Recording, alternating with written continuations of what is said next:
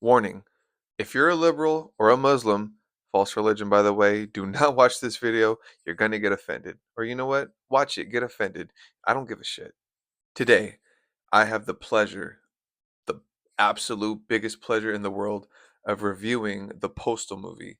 I fucking love this movie. It's one of the funniest movies I've ever seen. This shit was made back in 2007 and it was based on the video games for the PCs that came out a long time ago. These games were hella controversial. They had Gary Coleman in them. It was like one of the most racist, sexist, homophobic video games of all time. I wish I could have played them, but thank God we got the movie for it. It was directed by Uwe Boll, who directed one of my other favorite movies, which is House of the Dead, another fucking classic movie. I highly, highly recommend this movie. It came out in 2007, right when comedy was like damn near at its peak, when they made the movies where they said whatever they wanted, showed whatever they wanted, didn't give a fuck who got offended. And I think we need more movies like this so that way we can get back into some type of homeostasis. We can get stuff back to the center. So without further ado, I'm going to introduce and review the Postal movie. Now, like I said in the intro, if you're a Muslim, you're not going to like this, but I don't give a shit. False religion, by the way. Did you know that the Prophet Muhammad married a 6-year-old? That's neither here nor there. All right. So the movie opens up with these two Muslim guys and they're flying a plane.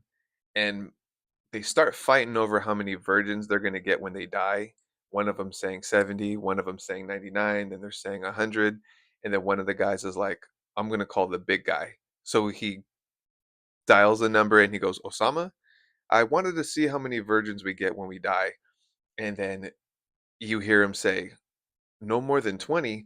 And in the background, you can hear people knocking on the cockpit door and they're yelling. And the terrorists, the Muslims, they're like just 20? You know what?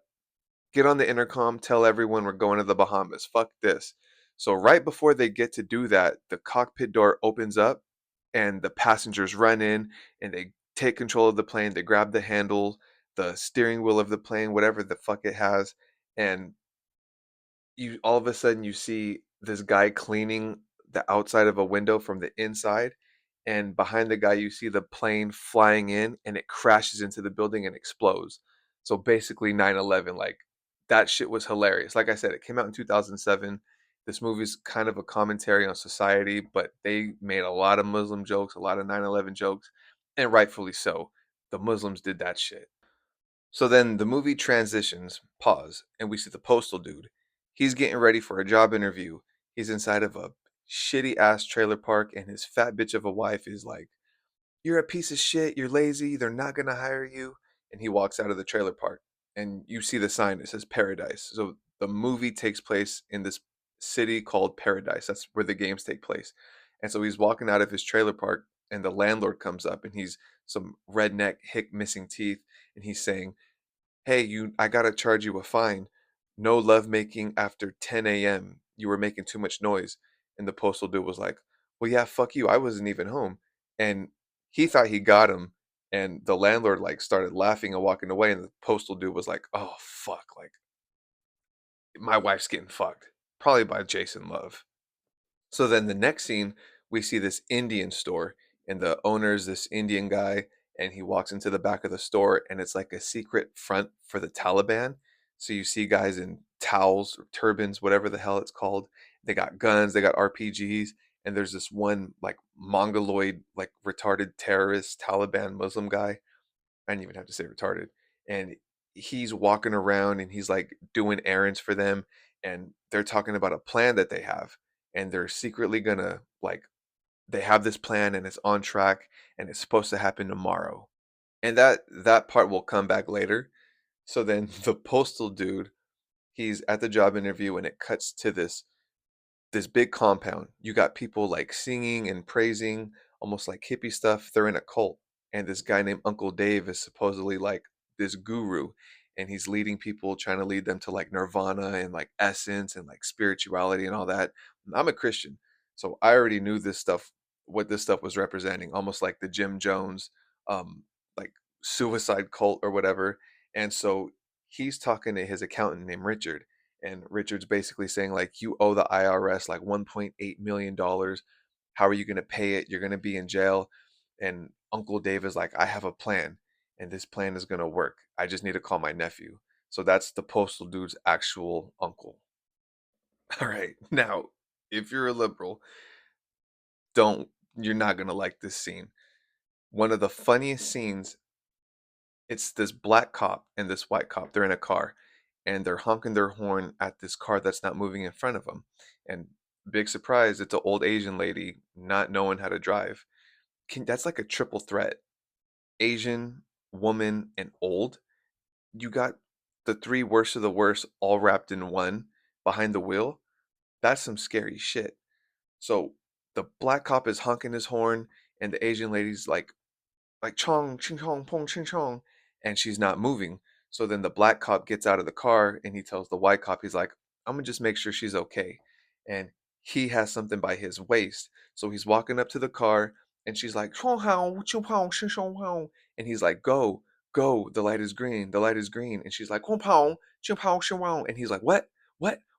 And he pulls up a shotgun, a fucking Mossberg, and he unloads into the car, and you see her head explode all over. It's all red inside of the car.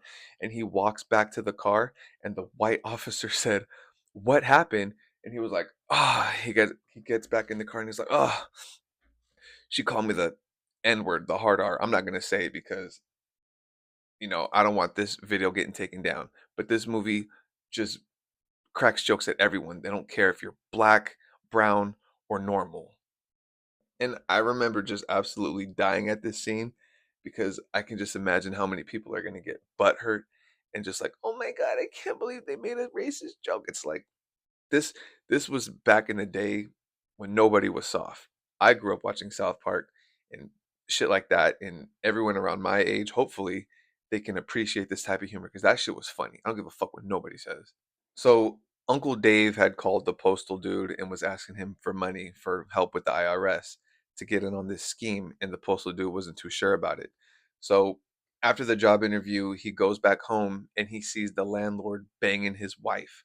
So he walks out of the trailer park and he's like, I'm in. Let's fucking do it. Let's come up with this plan. And his uncle tells him, all right, before we get to this scheme, I need you to do one thing for me. And he's like, what? And he's like, I need you to take me up the ass.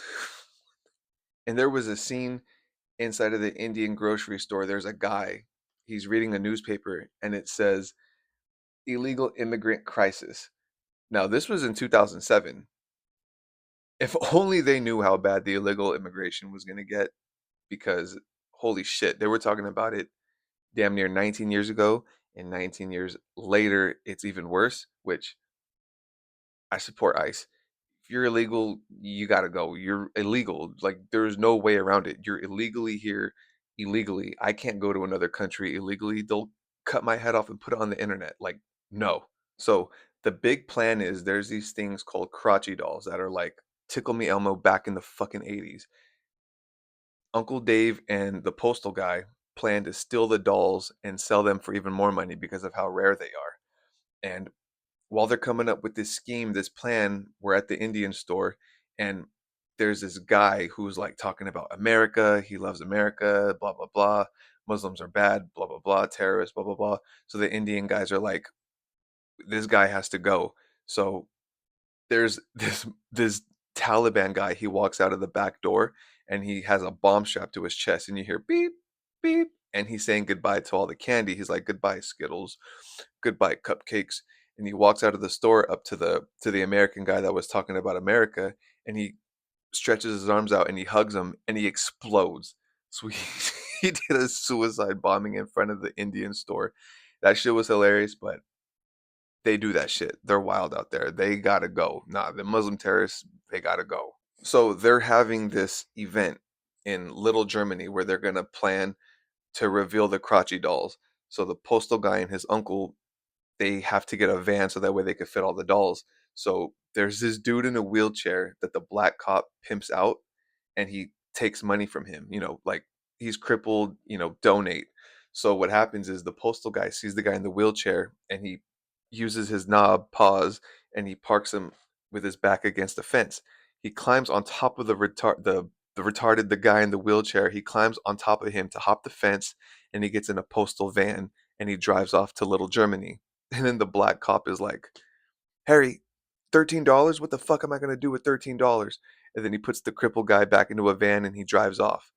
And at the same time, the Taliban want the crotchy dolls.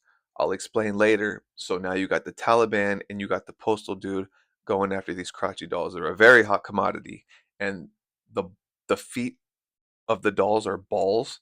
And then you get the idea. It's a cock and balls. So then out of left field, we see Vern Troyer, fucking mini me from Austin Powers. He shows up at Little Germany and everyone's at Little Germany. They're having an event, they're having an affair, they're having a fair, and Uwe Boll, the director of the movie, he's being interviewed by this guy, and all of a sudden all hell breaks loose.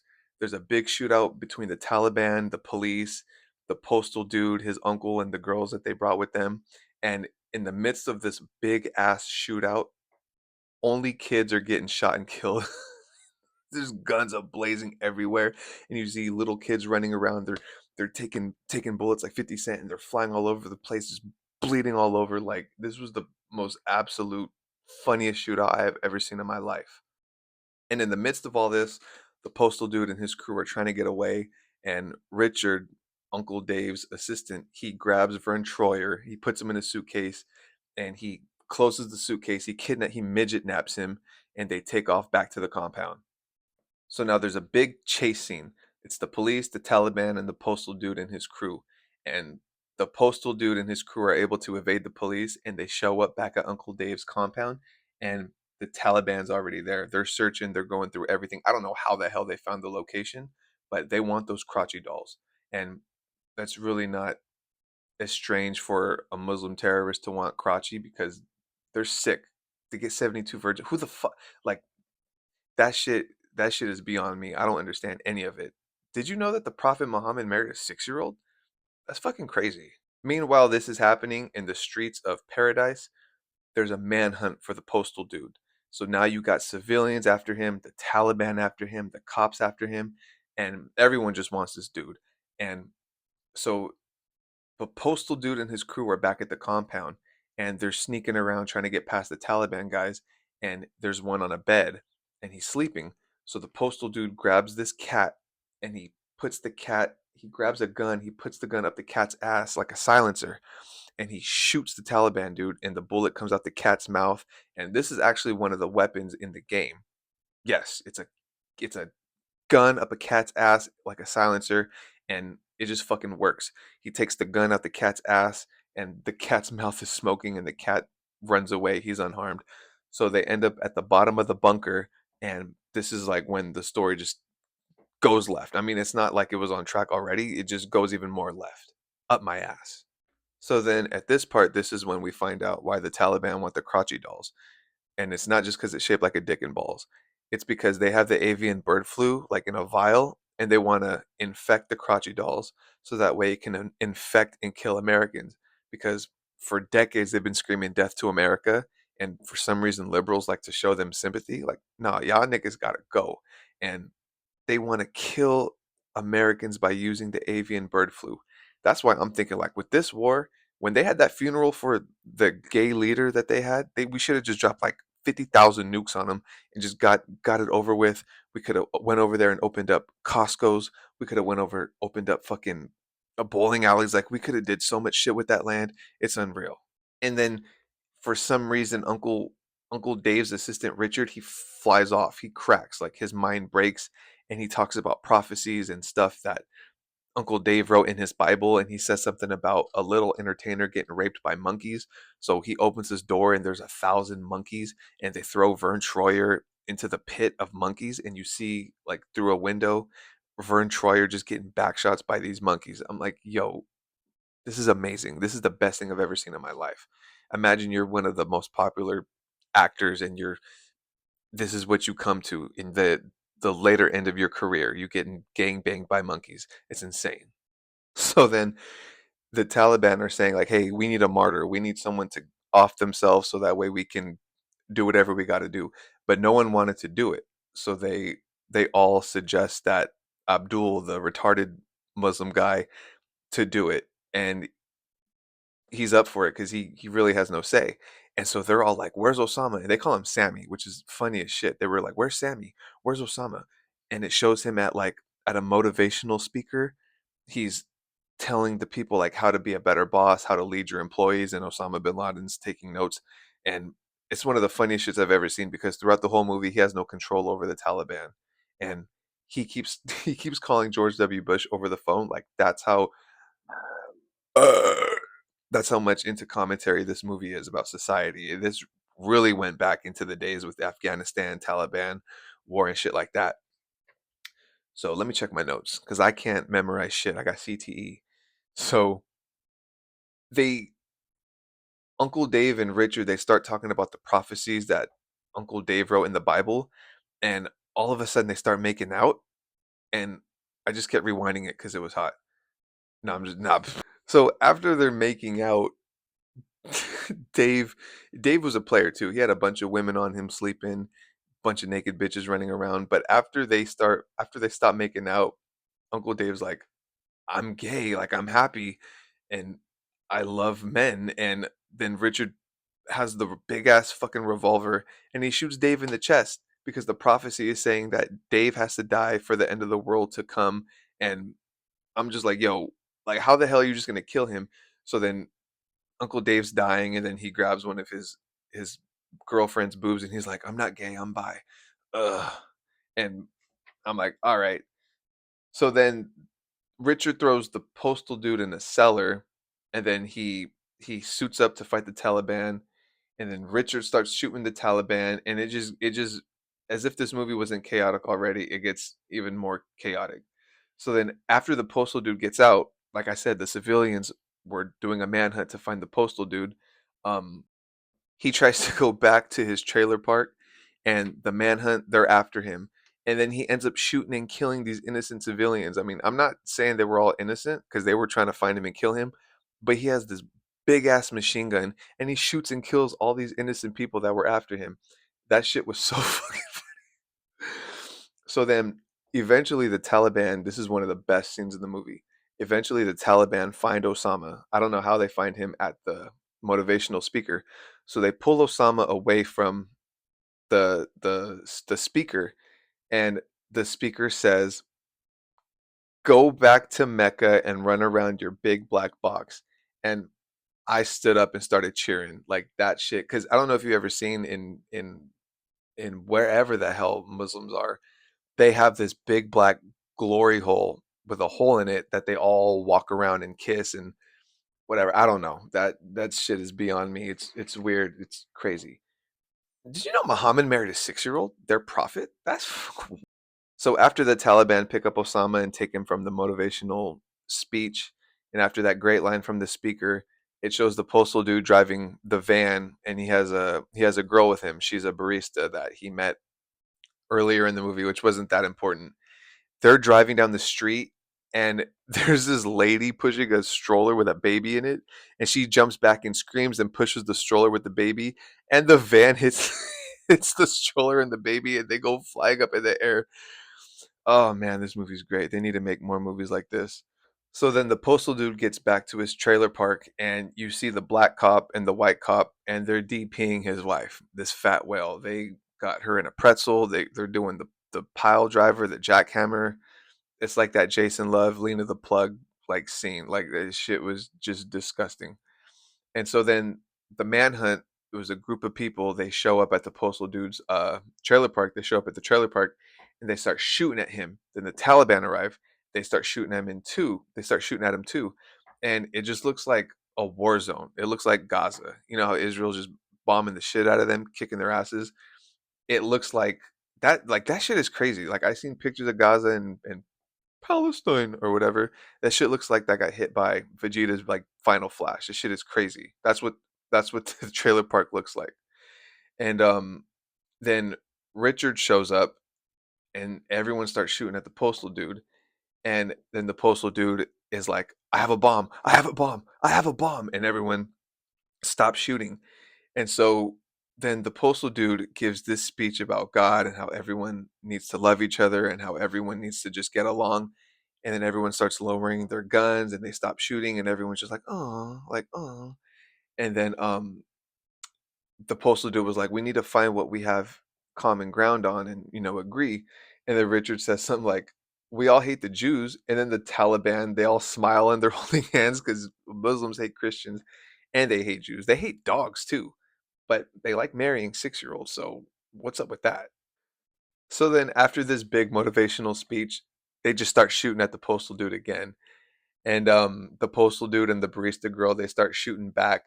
And then Saddam is there, but he runs to tell Mohammed, like one of his coworkers or boyfriends, I don't know. He says, "Save some virgins for me," and then he runs off and he goes to a phone booth and he calls George W. Bush and he says, "Georgie, I need help. Get me out of here." So then George W. Bush is like, "We have a helicopter coming down the field. There's a field over there. Just meet me over there." And so he runs off.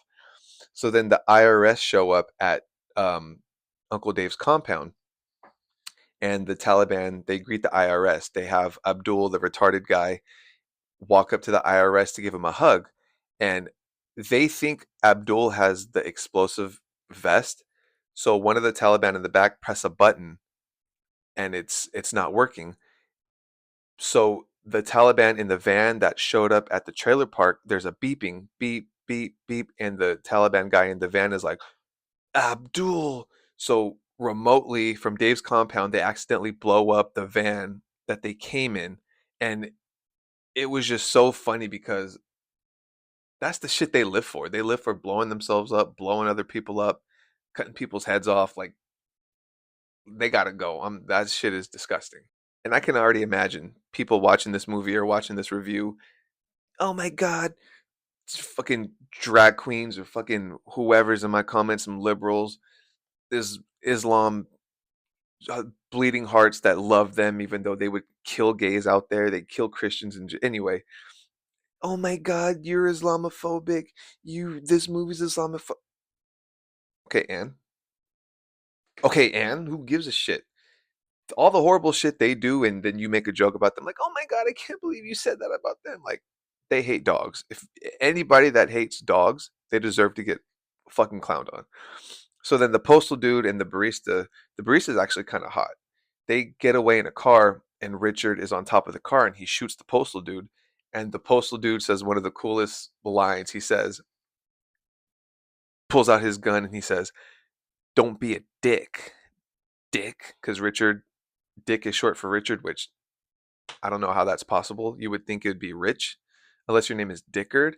And he shoots Richard, and he kills him, and then he flies off the car, and then the final scene, we get the radio goes on, and it says that India and China are being blamed for the terrorist attack on Paradise in Paradise.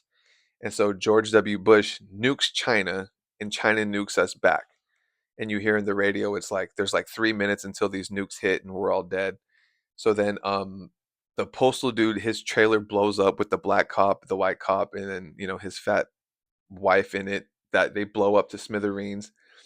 And then him and the barista drive off, and you see like the nukes falling in the background, and then you see Osama and you see George W. Bush holding hands, and they're frolicking they're frolicking in a meadow, and you see the bombs just drop, the nukes drop and just blows up and kills everyone, which is funny because if you're gay out there in those Muslim countries, they'll throw you off a building. So that right there, that was just fucking hilarious. Like, he's holding hands with George W. Bush, who was their enemy at the time. We've always been their enemy, but George W. Bush was the one that declared war on them, which rightfully so. Them niggas did 9/11. Like, nah, y'all gotta go. And after that, the movie ends, and I had tears in my eyes because of how beautiful that movie was and how funny it was, and it it deserves more praise and it deserves more of a watch. Oh man, 2007, those early 2000 movies, even the late 2000 movies, they just had a vibe, they had charm, they had character, they had personality, they didn't give a fuck what anyone thought, and we need more directors like that. Like I said, God bless Uwe Boll because he made two of my favorite movies, the Postal movie and House of the Dead. I love that movie, and he just knocked it out of the park. Like I said, I never played the games. I wish I could, but at least we have the movie.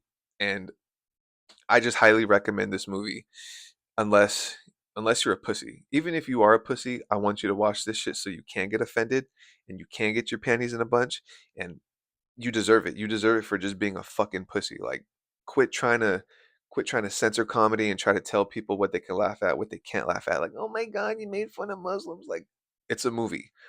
If you saw what they did out there in the Middle East, you would it's justifiable. We can crack jokes at them because they kill gays, they kill Christians, cut their heads off. They like, dude, this was back in the times where it was more brutal. Like I remember on YouTube and these gore sites were coming up, all they did was behead people and they posted it online. They behead their own people. So that just tells you how sick they are. Now, if you want to watch this movie, it's on Tubi, it's on Amazon. You can find the full movie on YouTube. I have it on right here just so that way I could have the Postal title screen card. But I got to give this movie a must watch. A must fucking watch. I give this movie like 9 stars out of 10. It's just one of those movies you had to see because of the the commentary on society with a twist of dark humor. It's amazing. I love this movie. Uh, and I think you should watch it. And if you get offended, good. If you get your feelings hurt, good. If you don't like racism, don't watch it. But you should watch it so that way you can get offended. But anyway, it's your boy Peace. That was Postal. Oh man, I'm out of here. I'm tired of shit. Good night.